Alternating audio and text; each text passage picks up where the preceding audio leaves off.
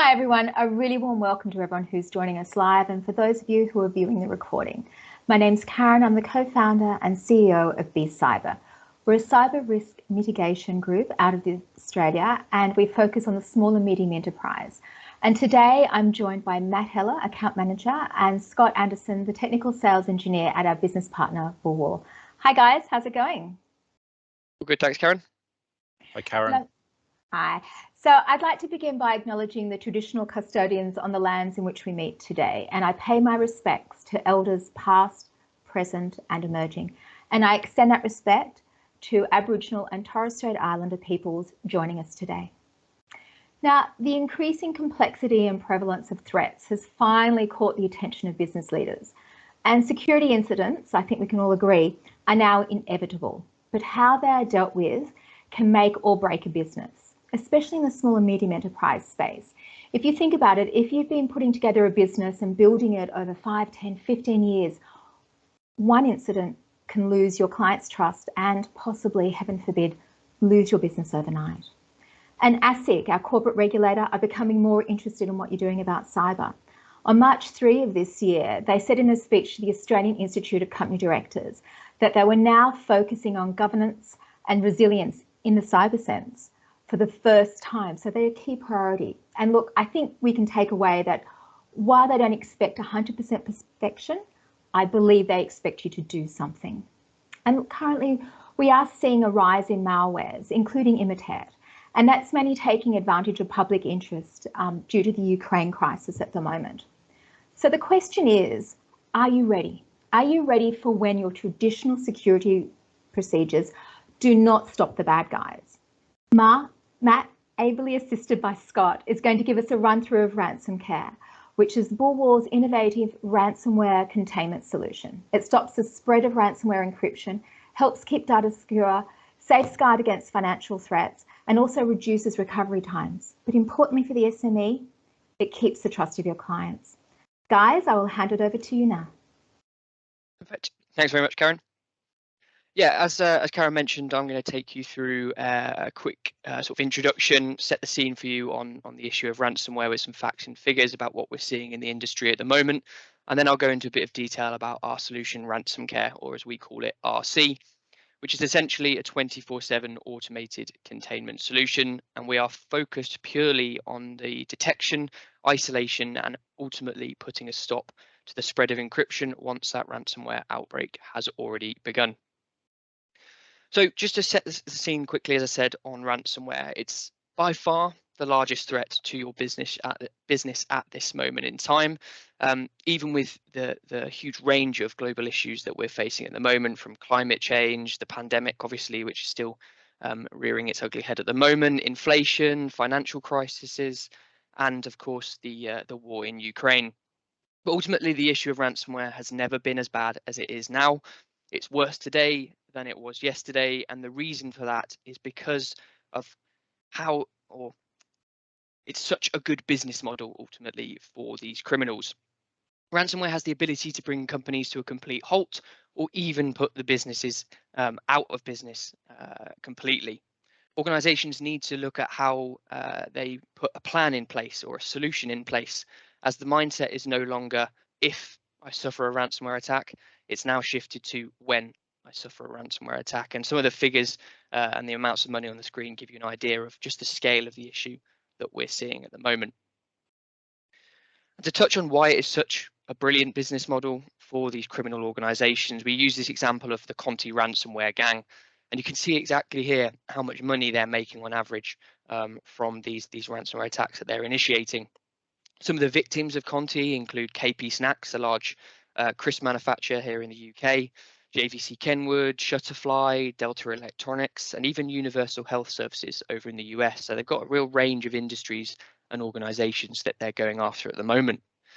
Looking at the figures actually from a victim's perspective rather than the criminal's perspective, you can see that the ransom demand that these organizations are claiming off these victims is a drop in the ocean compared to the total cost that is suffered by the companies as a whole.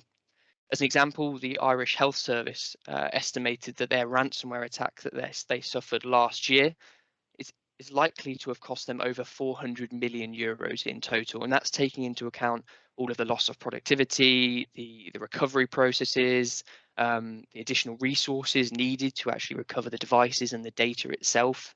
So from a cost perspective, the ransom is really the last thing for these organizations to worry about if they are to suffer a ransomware attack.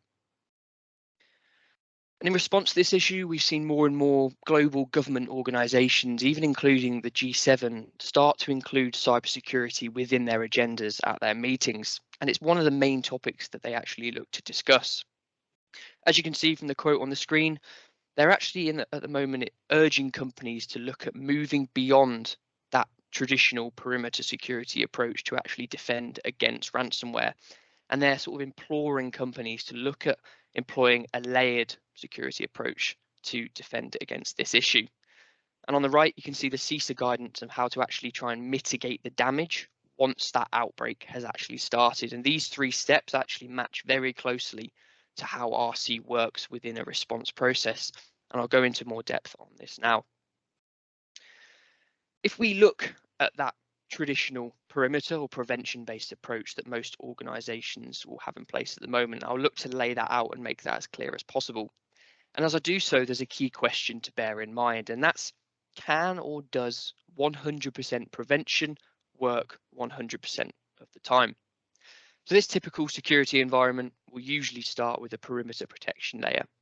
So most organizations will use a combination of email scanners, corporate firewalls, and web gateways that will act as an initial filter for that external traffic. And they're ultimately there to decide whether the emails or the downloads are safe, so they're allowed in, or they're deemed to be unsafe, so they're actually blocked from entering in the first place. The next layer is usually some sort of prevention-based layer. So these are the endpoint security, the AV, the EDR tools that will typically have an agent installed onto the devices themselves that will then look to use signature or behavior-based methods to try and identify, again, those potentially harmful or malicious threats.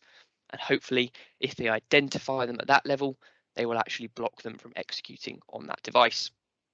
Beyond that level or that layer, we usually have a data storage layer.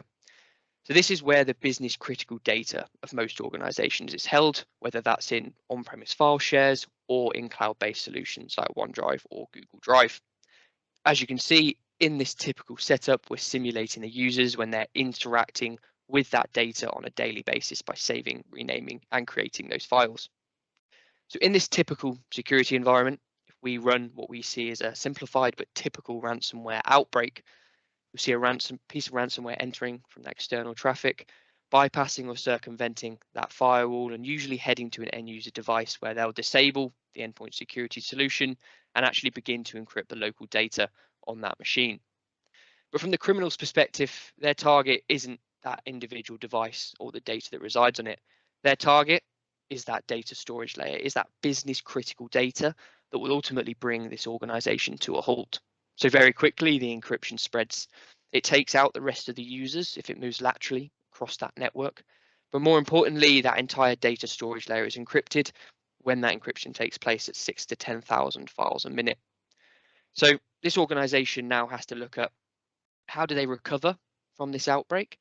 And more importantly, how exactly do they avoid the prolonged and costly period of downtime that often follows an outbreak similar to this? And when we actually discuss this with organizations, so once that breach has taken place and it's acting in this domino effect that we see on the screen now, there will typically be 3 key questions that emerge that organization needs to attempt to answer. And if they don't have the appropriate tools in place, can they see which files have actually been encrypted within their environment? And can they work out where they were located to begin with? So was it the OneDrive instance or was it an on-premise file server? And on top of that, and arguably more importantly, of those potentially thousands and thousands of files that have been encrypted, can that organization quickly work out if any of them contained any personal information? Because therefore it's then a full-blown data breach that has to be reported in a specific amount of time. If that organization actually wants to sort of dig a bit deeper into the outbreak and work out which user actually initiated that attack, so who essentially was patient 0, and how did they kickstart that encryption. If that company is struggling with these first two questions, it then makes achieving that third point, so actually putting a stop to that ongoing encryption, a really, really difficult process for them. And thinking back to those 3 points from CISA, that's exactly where RC comes in. So our solution essentially provides organizations with the ability to answer those 3 key questions by implementing this critical last line of defense. So as you can see, we're filling the gap, or the void, if you like, between the users and that business critical data. So we're not looking to replace anything that already exists within the prevention or perimeter based layers, because these solutions are already integrated, they've been invested in, and they're focusing on a completely different space to that of RC. If we rerun that animation as before, we again will see that piece of ransomware entering, circumventing that firewall, and again heading to an end user device where it will disable the security solution and begin to encrypt that local data. But it's at the point that the encryption attempts to make that move from that device and that user to that business critical data that RC steps into action. It rapidly isolates the user and their device, and more importantly, it severs any of their connections to those shared storage services internally. So it prevents that encryption going any further than that single user and that single device. And yes, that individual may well suffer a small amount of downtime, and they may be offline whilst their machine is wiped, or wiped of ransomware, or a new machine is purchased and it's re-imaged. But in comparison to the previous scenario where we saw the rest of the users affected and taken offline, and where we saw that business critical data encrypted, RC's focus is to pinpoint that ransomware outbreak to one user, isolate that user and their device, and therefore make sure that the rest of the users and the rest of the data continues to be operational. So there's none of that costly or lengthy period of downtime. How RC actually achieves that isolation. And just to reiterate the point, we're not looking to replace anything that's pre-existing within that first line of defense category, so within the perimeter or prevention-based layers. RC is purely complementary to those solutions, and the way it works is broken down into this 4-stage completely automated process. So this involves no human interaction from your side or our side, from start to finish. So initially, this first step is the detection element. So RC actually monitors existing traffic that's taking place on your network already, and it's looking to detect a buildup of any illegitimate file changes made within the shared storage platforms. Within seconds of that detection, this pre-planned response is started. This response element is actually made up of 2 parts. So firstly, RC will shut the device down, disable the user within AD, and depending on the location or the connection of that user, we can drop their VPN connection and we can revoke their SMB share rights. So that's the point that we're severing that user's connection to those shared storage services. The second part of the response phase is that alerts are then raised within the RC dashboard to make the relevant employees aware that an outbreak has actually been detected. From there, we quickly move to the recovery element. And at this point, we're focusing on damage limitation. I mentioned that strains of ransomware at the moment look to encrypt files at between 6,000 to 10,000 files a minute. So it really is vital that RC is responding extremely quickly. When I hand over to Scott in a moment, you'll see that RC usually detects the encryption in around a second and limits the damage of that encryption to between 10 and 50 files on average. From there, the full list of those encrypted files can be exported into a CSV format and then linked to whatever backup strategy is running internally. And finally, we look at reporting. It's obviously very important from a compliance point of view. So after each outbreak that's detected by RC, a GDPR report is automatically generated that will give you all of the critical information about that outbreak itself. So it will tell you when it started, when it stopped, each file that was involved within the outbreak, and the location and the owner of those files as well. So in terms of that previous stage of having to check through those files for that personal information to determine if it's a data breach, with RC, we limit the number of files affected and we summarize the details about that small number of files affected, making that process far more straightforward and quick than it normally would be. We touch on a few architecture aspects. So the RC technology itself is completely agentless. There's nothing to be installed on any of the desktops or the laptops. There's no requirement for write access on the file servers themselves. It's just read only. And when RC is scanning the environment, it does it in a unique way. So it doesn't recursively scan the network, so it doesn't add any overheads, and there'll be zero performance impact from a user's point of view. What RC does is receive file event-based notifications using SMB or CIFS protocols from Microsoft. So essentially, whenever a user interacts with a file event-based notification is automatically sent, and that's what RC is picking up on. And that's how RC determines if changes that are made by the users are legitimate or illegitimate, and it's waiting to detect the rapid buildup of illegitimate changes, which is the clear sign of encryption, and that's what RC reacts upon and then puts those isolation steps in place and raises those alerts. From a cloud perspective, the process is exactly the same. So RC is able to cover OneDrive, SharePoint, Google Drive, so all of the major cloud storage providers. And that allows it to operate against remote users as well. So if the users are accessing the cloud-based storage from home networks or public networks, RC has built-in cloud connectors or webhooks that allow us to take certain actions against those remote users, such as disabling them with an AD, revoking those SMB share rights, and disabling their Office 365 account as well, which is stopping the synchronization process between the affected user and those cloud-based storage platforms. Finally, just quickly on the alerting mechanisms, we can send alerts via email, WhatsApp, and text, and we have a mobile phone view of the dashboard available. And within the solution, we have access to a two-way RESTful API. And this is really beneficial as it allows us to integrate into any SIEM or NAC solutions that may be running already. So again, it's adding into that complementary nature of RC, and we're looking to work alongside those existing tools rather than looking to replace them. All from me from an introduction perspective. So I'll hand over to Scott now to take you through a few live demos. Over to you, Scott. Perfect. Thank you very much, Matt. And hi, everyone. My name's Scott. I'm going to take you through, firstly, a high-level overview of the RC console. We're then going to look at a couple of different demo scenarios. And the ways in which I'm going to be doing the demos today is, firstly, I've got a laptop here, which I'm connected to via a network cable. There's a user logged into this laptop. This is going to be acting as the user within my demo environment. And then secondly, I will take you over to this setup and I'll show you how we protect data in the cloud.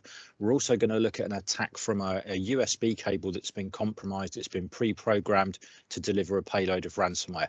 So we'll come back to that very shortly. Just for now, though, I'm running RC here on a single Hyper-V image. So it's a very lightweight Windows virtual server. It just sits somewhere within your data center. It can be on premise, it can be in the cloud. It's very, very quick and easy to spin up, and RC itself is very quick and easy to install and configure. And just before we go into any of those demos, there's one very quick page of configuration which I'd like to show you, because this is really crucial to the way in which RC functions, and this shows how we protect your data. So here we add in the shares and the sites that we're going to be monitoring from within RC, and these can be your on-premise file shares. That includes any DFS namespaces, and then also we protect any cloud-based solutions that you might be using either now or in the future. So for example, Office 365, SharePoint, OneDrive, Google Drive, and we also support Teams sites.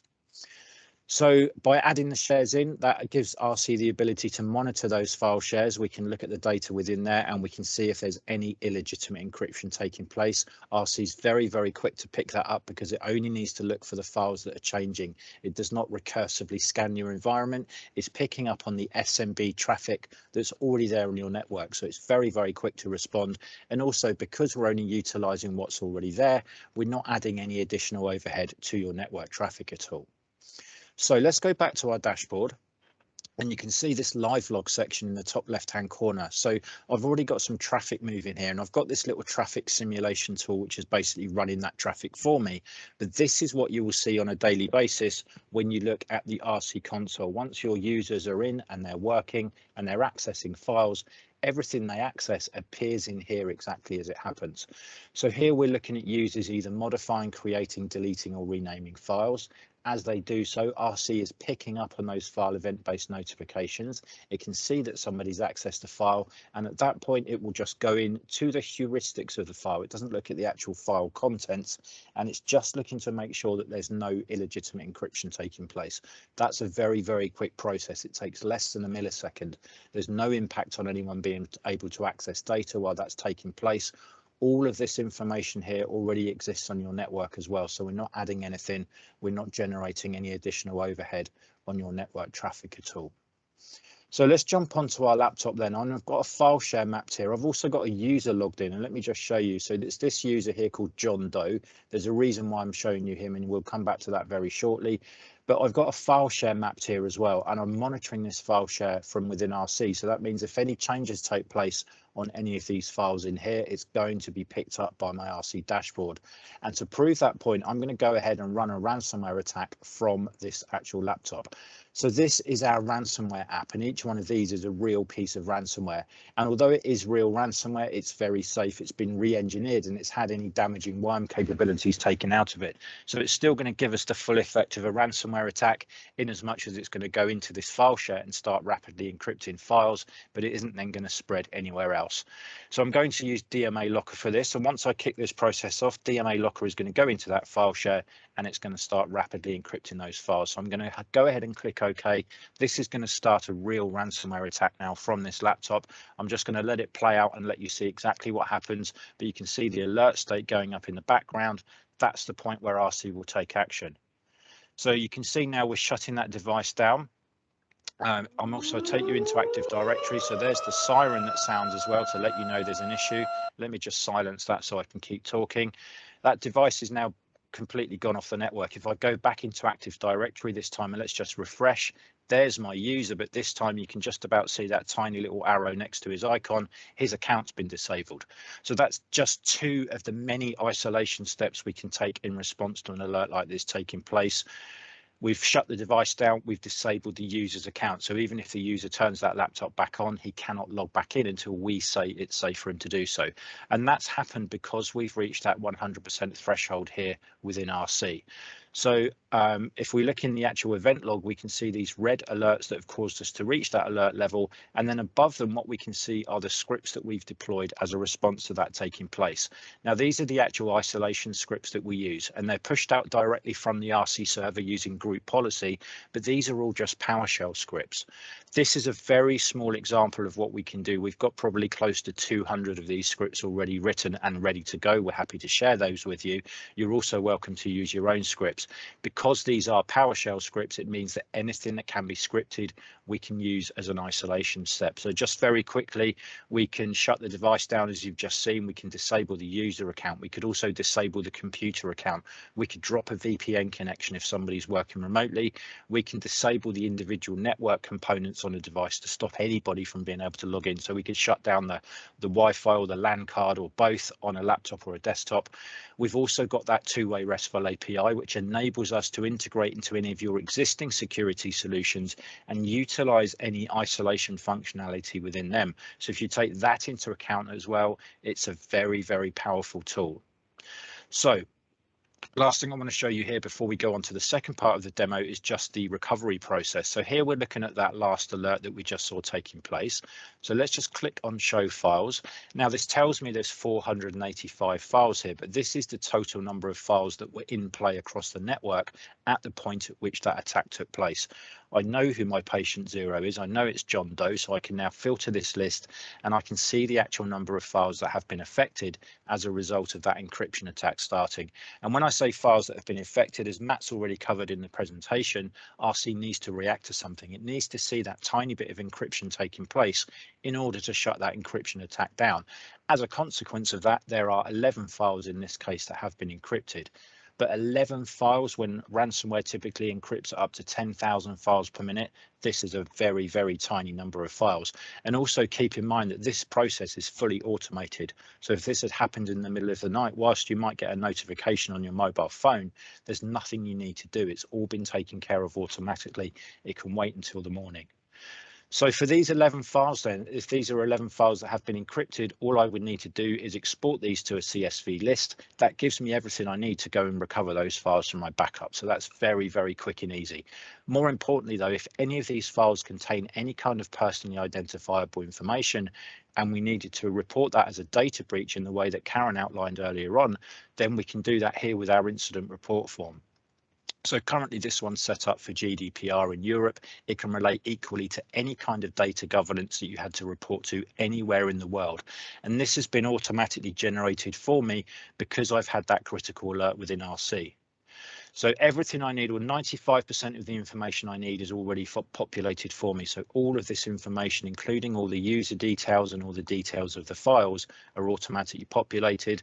All I need to fill in is the name at the top, the title, and this summary. It's just a few very quick sentences giving a brief outline of what's happened. We're going to have all that information by now anyway from RC. So very quickly then, let's just go over to this setup. So very similar to what we've seen before, but this time I've got RC running on my big screen at the back here. I've then got these 3 user devices sat in front. So we're not going to do all of these demos today, but these are 3 devices with users logged in. We'd be looking after file shares for this one, Google Drive for this one, and OneDrive and SharePoint for this one. And this is the one we're going to focus on just for now. So I can actually take you into this device. You can see exactly what's happening. So you can probably guess I'm running Defender on here. It's running locally, but it's all up to date. There's nothing I need to do. Next, I will take you into my OneDrive folder. So let's just go down into here. And although we're using OneDrive here for this demo, if we were using SharePoint sites directly, the end result is going to be exactly the same. But here we're going to begin our encryption locally on this device. Then I've got my ransomware app again. This time I'm going to use this ransomware called Babook Locker, which by now is probably 7 or 8 months old. But there's a good reason why I'm using this old ransomware for this demo, and that's to see that if firstly Defender will allow these files to be encrypted with this old ransomware, and then to see if Microsoft will allow those encrypted files to be uploaded into the cloud. And as you can probably already guess where this is going, I'm just going to go ahead and get the attack started. This time you can actually see those files becoming encrypted. And if I take you down into OneDrive down here, we're looking at good files for now, but in a couple more seconds, they're going to begin to mirror that encryption that's just taken place. So there we go. That's all the files are now encrypted, and that synchronization process has begun. So those encrypted files are going to be heading back towards our cloud storage repository. And we can see here in our files now we've got a ransom note that's appeared telling us where to go and what to pay, but we don't need to worry about that. So let's go back to our main view here, and now we need to wait for that data to replicate. That replication process is a Microsoft process. It's nothing to do with RC, but it can take anything up to 30 or 40 seconds for that replication process to happen. So while we're waiting, I'm just going to talk you through the process of what's actually happening here. So for every SharePoint site that we add into RC, there is a webhook attached to it. Now the webhook gives us that cloud connector. It enables RC to be able to see when that data is replicating, and it can see also if that replicating data contains any kind of encryption. And if it does, which you can see it just has, it's going to react very, very quickly. And again, it reacts very quickly because it's only looking for the files that are changing. It doesn't need to look at every single file within the cloud, just the changes. So you can see there we've shut that device down. We've also now isolated the user, and in this case it's the Office 365 user who initiated that encryption. So let's reset my dashboard. I'm going to show you one very quick demo, and then I'm going to hand you back over to Matt. This one is what we call the evil USB cable, and you can see it's a cable that looks just like an iPhone charging cable, and that is the point. It's been designed to look like an iPhone cable, but this one has a tiny chip in the USB end, and this has been pre-programmed to deliver a payload of ransomware. As if that wasn't already scary enough, this cable has also been designed so that it emulates a USB keyboard. It isn't even going to show up as a storage device. So you can imagine how difficult this makes it to block. Anyone could pick one of these up, and anyone could plug one of these into one of your devices. And let me just show you how simple it is. All I need to do is plug the USB end into this laptop. That's all I need to do. I don't even need to plug the other end in. It's going to upload a payload of ransomware. That payload has then been scripted to spread very, very quickly to one of my network shares. But you can see just as quickly as that's happening, RC's taken action. It's shut the device down. It's also now disabled the user. In this case, it's the user who is logged into that device who plugged that cable in. So that's what I wanted to show you today. Thank you very, very much for listening. And Matt, I'm now going to hand back over to you. Perfect. Thank you very much, Scott. So just to round off for myself, a couple more pieces I want to make you aware of. So firstly, this is our cost of downtime calculator that is available via the BCyber website and via bullwall.com. The calculator allows you to input some basic information about your organization, and it then provides you with a pretty accurate estimated cost of what the loss of productivity could be for your organization based on that basic information. You can see in the bottom right here, we've provided an example based on an organization with 650 Active Directory users, with 80% of the employees being affected, employees being 90% on IT to do their day-to-day job, and average employee cost taking into account wages, pension, office rental, etc. at $60. Some industry averages down here allow us to then get a figure of just over $5.5 million for that cost of downtime, and that's purely taking into account the loss of productivity, which is 20 to 35% of the entire cost of recovery from a ransomware outbreak. So this gives you an idea of the scale of the issue from a financial perspective that these ransomware attacks are having. And to draw your attention to the top left, you can see this average days of downtime, which is provided via a Coveware report that's released every quarter. As of the end of last year, the average days of downtime following a ransomware attack was 23 days. So now over 3 weeks of downtime that is experienced by the average organization after an outbreak is suffered. And finally, from myself, just wanted to quickly mention our ransomware assessment test. So this is our version of essentially a proof of concept. And what it allows you to do is work with us to install RC or Ransom Care in your environment. And from there, we can actually run several different simulated encryption outbreaks, which are completely safe. It's going to go nowhere near your live data. What it allows us to do is twofold. Initially, we'll run a variety of encryption outbreaks within a test file share, but we'll actually disable RC. So we'll disable the kill switch that Scott demonstrated, which is those isolation steps. And what we're doing there is testing out those existing security tools that are in place at the moment. And we're seeing if they can detect, and if they can detect, can they perform any remediation against the encryption that we're simulating within that file share. So we're essentially providing an assessment of the existing security solutions. Once we've done that, we actually enable Ransom Care. So we turn on those kill switch and turn on those isolation steps, and we rerun the same simulations that we've just done. From that point of view, you get to see RC live in action. You get to see how quickly it reacts and how quickly it carries out those isolation steps within that test file share on a test user and a test device as well. The biggest benefit of this is all done in a 2-hour Teams call. So it's a really quick and efficient assessment, and it allows you to get the results and see RC live in action with just a small amount of configuration and just a quick 2-hour Teams call. And that's all from me. So at this point, I'll hand over to Karen. Thanks so much, guys. And look, speaking from experience, I've seen it in real life work. It is absolutely amazing. From the time it took me to literally walk across the room, it had shut down the infected machine. So I cannot say enough about how amazing this thing is. So look, thanks for introducing us to RC. And look, I think really importantly, you can't underestimate the importance of having a plan B, especially in the financial services space, because once you lose your client's trust, then things can turn pear-shaped really quickly.